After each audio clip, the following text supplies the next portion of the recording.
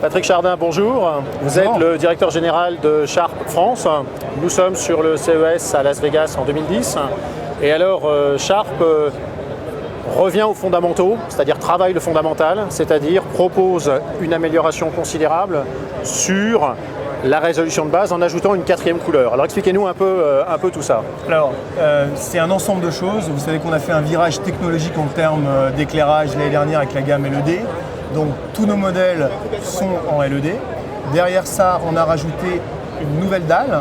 Vous pouvez voir les démonstrations juste derrière, c'est la dalle X-Gen.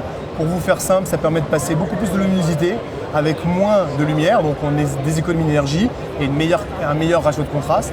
Et cette année, le phare de notre technologie, c'est de rajouter une 4e couleur primaire.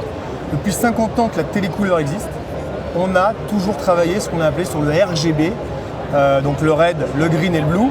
Et avec ces 3 couleurs, on essayait, en les mélangeant, de reproduire le spectre global.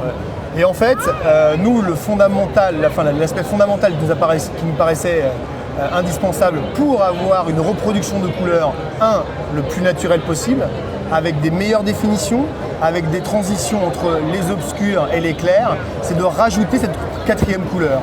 Ce qui nous permet d'avoir un spectre plus naturel, meilleur, et puis avec tout le numérique, puisque maintenant, que ce soit TF1, Canal, toutes les sources sont de plus en plus numériques, le Blu-ray, même la haute définition qu'on retrouve dans tous les supports, on a des émissions qui sont tournées en haute définition, donc le consommateur veut profiter sur son télé d'une meilleure reproduction. Et là, on rend une image qui était, on va dire les dernières années, un petit peu préfabriquée, on parlait d'images numérisées, avec très très fortes, très très violentes. Là, on la rend naturelle, donc beaucoup plus conviviale, et en fait, c'est une fenêtre ouverte sur le monde d'aujourd'hui. Alors, on parle un tout petit peu, il y a 3 gammes qui vont rentrer sur cette technologie. C'est une technologie Edge, donc pour résumer, c'est des LED qui sont positionnés tout autour de l'écran. Tout à fait. C'est bien ça. Tout à fait. Donc on arrive à avoir des écrans ultra slim, puisqu'on est à 3,9 cm. Alors c'est plus que 3 gammes, c'est 3 gammes pour la Coupe du Monde, puisque la prouesse technologique aussi, grâce à Sakai, vous savez qu'on a notre usine de 10e génération Sakai qui nous permet d'être, on va dire, autonome à la fois sur la qualité des produits, mais aussi sur les quantités qu'on va produire. Donc une 3e usine dans le groupe nous permet d'avancer nos gammes d'au moins 6 mois. Donc ces 3 gammes qui arrivent entre fin mars et tout début avril, donc la gamme 810, 820 et 920, qui sera complétée par 3 autres gammes qui s'appelleront 815, 825 et 925.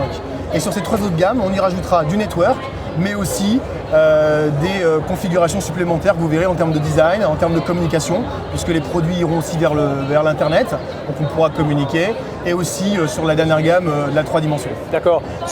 Toutes ces gammes vont être de quelle dimension à quelle dimension? Alors on va démarrer à partir du 40 pouces, et on couvrira jusqu'au 60 pouces. On a une idée d'ores et déjà des prix, ou c'est encore... Alors on va dire qu'on va démarrer aux alentours de 1 300 € jusqu'à 5 000 €. Donc c'est vraiment important parce qu'on amène une nouvelle technologie qui vous donne une meilleure qualité d'image. Elle fonctionne avec l'existant.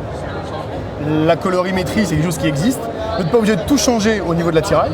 Deuxièmement, la gamme de prix, quand je vous dis entre 1 300 et 5 000 €, ça reste très abordable, sachant que le gros va se retrouver entre 1 300 et 2 500 €, donc complètement dans le marché.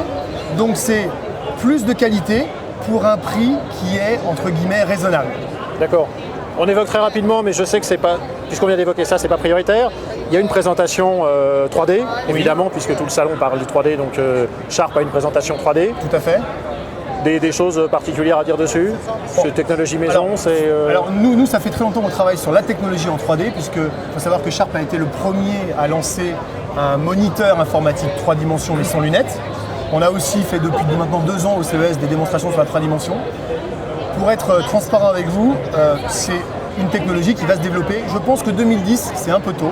Même si on va, nous aussi, comme d'autres gros fabricants de Blu-ray, avoir un Blu-ray avec une technologie 3D. Mais c'est un marché qui va s'ouvrir par le haut. Donc qui va d'abord être présent sur les modèles très haut de gamme. Donc qui dit très haut de gamme dit marché d'abord dans un premier temps niche et qui va s'ouvrir petit à petit. Mais à mon sens, deux choses fondamentales pour élargir ce marché. Un, se libérer des lunettes, parce que c'est quand même une contrainte physique un peu embêtante. Et deuxièmement, avoir du contenu sous différentes formes qui permettent aux consommateurs de pouvoir en profiter souvent et longtemps. Et tant que ces deux points-là ne seront pas assez importants, je pense que le marché va se développer, mais de façon très petite. Donc une année 2010 axée sur ces produits, cette quatrième couleur qui vient enrichir la qualité fondamentale. Mais ce qui ne nous empêche pas de faire la 3 dimensions dessus. Bien sûr. C'est une gimmick supplémentaire. Et sur le Blu-ray, l'alliance avec Pioneer va apporter ses fruits à terme, mais il y a le travail. Donc fin d'année, à la fois des gammes home theater 2 points, 4 points qui vont sortir, mais aussi toute une gamme de lecteurs, y compris avec des lecteurs Blu-ray 3D. Patrick Jardin, merci beaucoup. Merci.